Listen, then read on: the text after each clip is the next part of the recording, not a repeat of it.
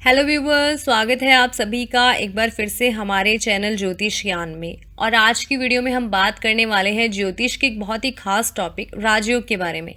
हमारे बहुत से व्यूवर्स और फॉलोअर्स ने अपनी कुंडली विश्लेषण हमसे करवाया, कॉल कंसल्टेशन लिया। वैसे तो सबकी अपनी अपनी क्वेरीज होती हैं, पर एक पर्टिकुलर क्वेश्चन जो सबकी ओर से रहा वो था कुंडली में बनने वाले राजयोग को लेकर।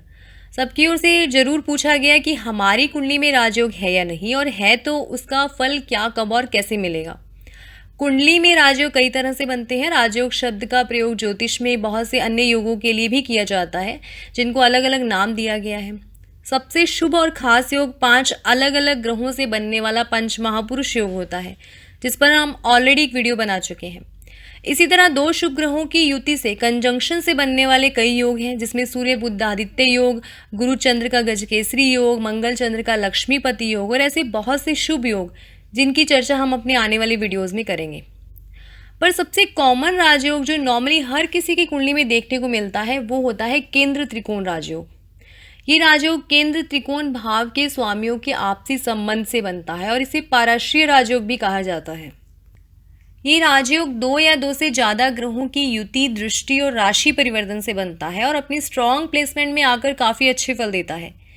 केंद्र त्रिकोण राजयोग कुंडली में एक से ज्यादा संख्या में भी मिल जाते हैं। सो किसी कुंडली में बना राजयोग कब, कैसे और किस तरह के फल दे सकता है, इन सबको समझने से पहले जो भी व्यूवर्स हमारे चैनल पर नए हैं, पहली बार ये वीडियो देख रहे हैं, तो इसे सब्सक्राइब करने के साथ बेल आइकन को क्लिक ज़रूर कर दीजिए, ताकि जब भी हमारी नेक्स्ट वीडियो अपलोड हो आपको नोटिफिकेशन मिल जाए।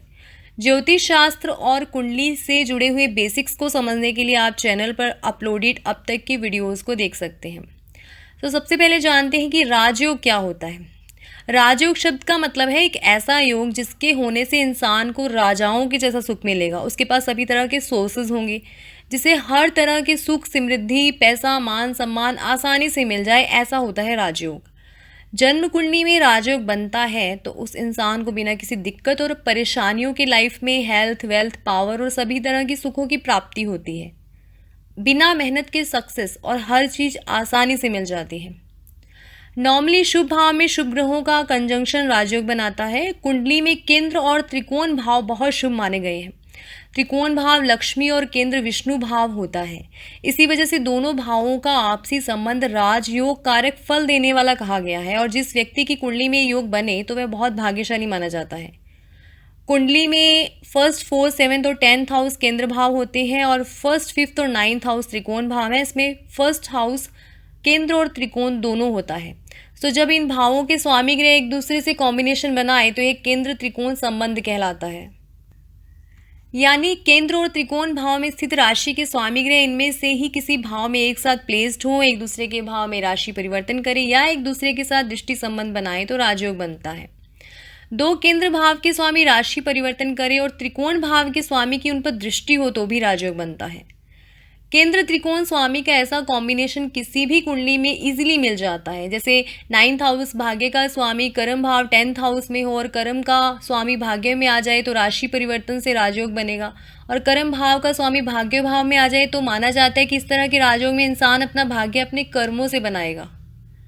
वहीं अगर सप्तम भाव का स्वामी ग्रह नवम भाव में आ जाए तो ये शादी के बाद भाग्योदय की ओर इशारा करता है। इसी तरह अगर नवम भाव का स्वामी लग्न में बैठ जाए तो उस इंसान का भाग्य उसका साथ हमेशा देता है, हर काम भाग्य से बनता जाता है। और अगर लग्न लॉर्ड नवम भाव में हो तो व्यक्ति अपना भाग्य खुद बनाता है। ऐसे राजयोग जिन भावों के बीच बनते हैं उनसे जुड़े कारकत्व में पॉजिटिव रिजल्ट्स देने लगते हैं। नवां भाव भाग्य है, 10वां कर्म है, 5वां संतान, बुद्धि, पिछले जन्म के कर्मों का है, 4था भाव जमीन, जायदाद, मकान और वाहन सुख से राजयोग देने वाला है, 7वां वैवाहिक जीवन या जीवन साथी की ओर से राजयोग सुख देगा, और पहला भाव यानी लग्न खुद से राजयोग की प्राप्ति करवाता है। केंद्र त्रिकोण राजयोगों में आए ग्रहों का प्रभाव अपनी प्लेसमेंट के अकॉर्डिंग ही होता है। जैसे मान लीजिए कि एक केंद्र और एक त्रिकोण के स्वामी आपस में संबंध बनाए तो ये कॉमन सा राजयोग होगा। जैसे 10th और 5th हाउस के स्वामी ग्रह कंजंक्शन में हो, दृष्टि या राशि परिवर्तन करे तो ये नॉर्मल से रिजल्ट देगा। पर यदि 2 केंद्र के स्वामी और एक त्रिकोण के स्वामी का कॉम्बिनेशन हो तो ये नॉर्मल से ज़्यादा उच्च स्तर का राजयोग होगा, जिसके फल ज़्यादा अच्छे होंगे। जैसे 7th और 10th हाउस के स्वामी ग्रहों का रिलेशन 9th हाउस और उसके स्वामी ग्रह से हो जाए तो यहाँ 2 केंद्र के स्वामी और 1 त्रिकोण का स्वामी साथ है, जिससे उच्च राजयोग हो गया। इसके फल बहुत शानदार होंगे। अब ऐसे ही 2 त्रिकोण भाव के स्वामी और 1 केंद्र का स्वामी साथ हो तब भी ये पावरफुल राजयोग होगा। जैसे 5th और 9th लॉर्ड 7th लॉर्ड के साथ रिलेशन बनाए तब यह पावरफुल राजयोग होगा, जो बहुत अच्छा फल देगा। 2 त्रिकोण के स्वामी और कम से कम 2 केंद्र के स्वामी या 3 केंद्र के स्वामी ग्रह के साथ आपस का संबंध हो तो बहुत उच्च स्तर का शक्तिशाली राजयोग बनता है और शुभ फल देता है। जैसे मेष लगन में त्रिकोण यानी 5th और 9th हाउस के लॉर्ड हैं सूर्य और गुरु। अब अगर इनका 1st हाउस के लॉर्ड मंगल या 4th के लॉर्ड चंद्र या 7th के लॉर्ड शुक्र या 10th के लॉर्ड शनि से राशि परिवर्तन हो, कंजंक्शन हो या एक दूसरे पर दृष्टि डाल रहे हो तो ये पाराश्री राजयोग बनेगा, केंद्र त्रिकोण राजयोग बनेगा और शुभ फलदायी होगा। तो कहने का मतलब है कि जितने ज़्यादा संबंध होंगे, कॉम्बिनेशन होंगे, उतने ज़्यादा राजयोग होंगे। जितने ज़्यादा से ज़्यादा केंद्र और त्रिकोण के स्वामी एक साथ इकट्ठे होकर आपस में संबंध बनाएंगे उतना ही पावरफुल और ऊंचे लेवल का राजयोग बनेगा। इसके अलावा कुछ कुंडलियों में कभी कभी एक ही ग्रह केंद्र और त्रिकोण दोनों का स्वामी हो जाता है। जैसे कर्क लगन के लिए मंगल त्रिकोण यानी 5वें भाव और केंद्र यानी कि 10वें घर का भी स्वामी है। ऐसे ही मकर लगन में शुक्र 5वें और 10वें का स्वामी है और ये केंद्र स्थान में हुए तो ये अपनी दशा अंतर्दशा में विशेष रूप से सफलता, समृद्धि और यश देंगे। तो ये तो बात हुई इन ग्रहों के अपने अपने प्रभाव की। अब बात आती है कि ऐसे राजयोग अपना फल क्या और किस तरह देते हैं। हर राजयोग का फल देने का तरीका अलग अलग होता है। कोई भी राजयोग जिन भावों के स्वामी ग्रह के बीच में बनता है वह उन्हीं भावों से जुड़ी चीज़ों में शुभ फल देते हैं। जैसे मान लीजिए वृष लगन की कुंडली में 4थे भाव में सिंह राशि के स्वामी सूर्य है और 5वें भाव में कन्या राशि के स्वामी बुध। अब ये दोनों एक साथ प्लेस्ड हो जाएं, केंद्र या त्रिकोण भाव में कहीं भी एक साथ प्लेस्ड हो जाएं तो ये राजयोग बनेगा।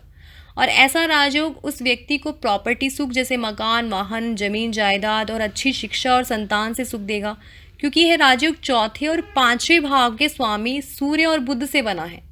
4था भाव मकान, प्रॉपर्टी, सुख, वाहन का है तो 5वां संतान, उच्च शिक्षा का है।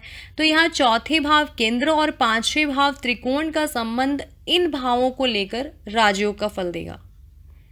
इसी तरह धनु लगन में 9th हाउस के स्वामी सूर्य और 10th और 7th 2 केंद्र के स्वामी बुध हैं, एक साथ प्लेस्ड हो गए तो ये राजयोग बहुत शक्तिशाली और शुभ परिणाम देगा, क्योंकि बुध यहाँ कर्म भाव और लाइफ पार्टनर का स्वामी है, जीवन साथी के भाव का भी स्वामी है। तो सूर्य 9वें भाव भाग्य का स्वामी है। यहाँ सूर्य बुध का संबंध भाग्योदय करवाएगा और प्रोफेशन में पद प्रतिष्ठा और बड़ी कामयाबी देगा। और इसी लगन में अगर 5th के लॉर्ड मंगल 7th हाउस में और 7th के लॉर्ड बुध 5th हाउस में आ जाए तो भी ये राजयोग होगा। मैरिज के बाद राजयोग कैसे मिलता है इस चीज़ को समझें तो इसमें भी दोनों भावों के स्वामी के आपसी संबंध को देखा जाता है। जैसे मेष लगन में शुक्र 7वें भाव केंद्र का स्वामी है और गुरु 9वें भाव त्रिकोण का। ये दोनों ग्रह एक साथ अगर 7th हाउस में प्लेस्ड हो जाएं या एक दूसरे के भावों में आ जाएं, राशि परिवर्तन करें तो ये शादी के बाद भाग्योदय इस राजयोग के प्रभाव से जरूर होगा। यानी यहाँ इस बात को ध्यान में रखना जरूरी है कि आपकी कुंडली में राजयोग तो बन रहा है, लेकिन वह जिन भावों के स्वामियों के बीच बन रहा है उसके प्रभाव के अनुसार ही फल मिलते हैं। और जिन भावों के स्वामी ग्रह ये योग बनाते हैं वो उन भावों से जुड़ी चीज़ों और कारकत्वों में बेहतर परिणाम देते हैं। केंद्र त्रिकोण राजयोगों में 9वें या 10वें भाव के स्वामी ग्रहों का सहयोग हो और लग्न लॉर्ड भी मजबूत हो तो वह राजयोग ज़्यादा स्ट्रांग और शुभ फल देते हैं, क्योंकि 9वां भाव धर्म का है और 10वां भाव कर्म का। इन दोनों के स्वामी ग्रहों का आपस में कॉम्बिनेशन होने से एक कर्मा धर्माधिपति राजयोग बनता है और शुभ स्थान में जिन ग्रहों के साथ ये ग्रह बैठ जाते हैं तो वो बड़ी सक्सेस देते हैं। सो किसी भी राजयोग का कुछ हद तक प्रभाव तो पूरी लाइफ रहता है, पर इनका प्रभावी परिणाम दशा और अंतर्दशा, महादशा अंतर्दशा में ही देखने को मिलता है। तो ये तो हमने समझा कि राजयोग कैसे बनते हैं और वो किस तरह अपना रिजल्ट देते हैं, कैसे अपना प्रभाव डालते हैं और क्या क्या फल देते हैं। पर कुंडली में राजयोग बनना ही काफ़ी नहीं है, बल्कि उन ग्रहों का स्ट्रांग होने के साथ शुभ अवस्था में होना भी बहुत ज़रूरी है। जो भी ग्रह ये राजयोग बना रहे हैं और वो राजयोग कितना पावरफुल और रिजल्ट उसके कितने अच्छे होंगे, ये उस हर लग्न के अनुसार ग्रहों की शुभता, अशुभता, योग कारकता और मारकता के हिसाब से देखा जाता है।